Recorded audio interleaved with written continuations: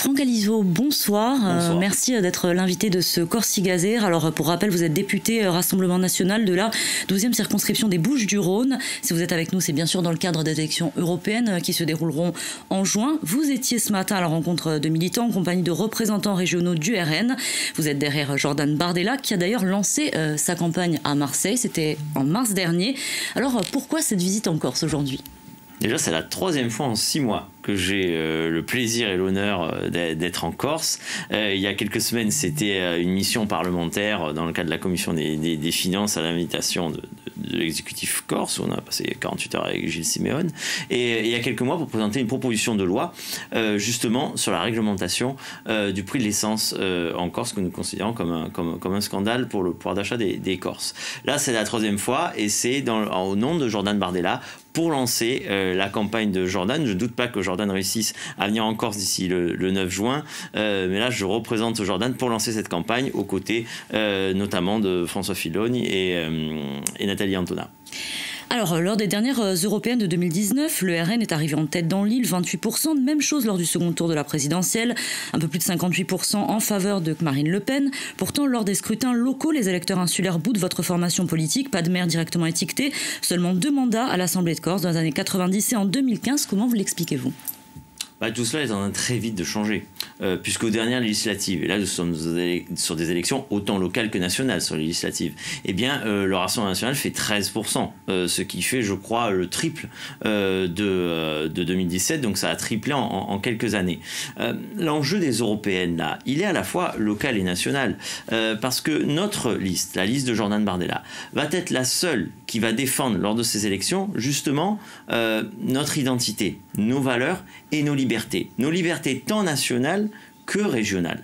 Et donc, tous les électeurs qui aiment la Corse et qui aiment la France, parce que l'un ne peut pas aller sans l'autre. Le projet aujourd'hui de Bruxelles, c'est d'uniformiser et de réglementer tout, et donc de détruire toutes les spécificités. Alors, et dissoudre la France dans l'Europe de Bruxelles, c'est dissoudre la Corse dans l'Europe de Bruxelles. Justement, ces spécificités, alors, puisque la Corse est en plein processus de discussion avec le gouvernement à propos d'une autonomie, on sait que Marine Le Pen y est opposée. Aujourd'hui, vous, quel est votre point de vue sur ce processus ? Est-ce que demain, vous voterez à l'Assemblée nationale ? Quelle sera votre position ? Est-ce que vous déposerez des amendements ? Déjà, je ne pense pas que c'est le président Macron qui depuis le début de son mandat, méprise les Corses, qui va apporter des solutions aux Corses. Nous sommes très rasés, nous l'avons dit, sur ce projet d'autonomie qui, pour l'instant, reste très très flou. Et nous considérons que c'est une technique tant du côté macroniste que du côté de l'exécutif corse pour détourner l'attention des Corses sur leur vrai sujet de préoccupation. Nous, pour faire simple, j'aime bien l'expression de mon ami François Fillon, on part du principe que c'est pas l'autonomie qui va remplir le frigo. Mais c'est pas l'autonomie qui va répondre. On sait que l'inflation, et ça vaut aussi pour le reste de la France, les derniers sondages le prouvent, c'est l'une des préoccupations majeures des Français. En revanche, en Corse, les Corses souhaitent que les spécificités de l'île soient prises en compte au plus haut niveau de l'État. D'ailleurs, du côté de Reconquête, Marion Maréchal Le Pen, lors de sa venue dans l'île, s'est dite plutôt favorable à une autonomie et à la reconnaissance de ces spécificités. Ne craignez-vous pas que lors de ces prochaines européennes, une partie de ces votes qui auraient pu aller au RN aille chez Reconquête ? Non, on n'a aucun doute là-dessus. Les Corses ont fait le bon choix et savent que Marine les soutient. Enfin, ils ont apporté à 58% leur soutien en 2022 à Marine Le Pen. Marine Le Pen le sait et ils savent pouvoir compter sur Marine Le Pen.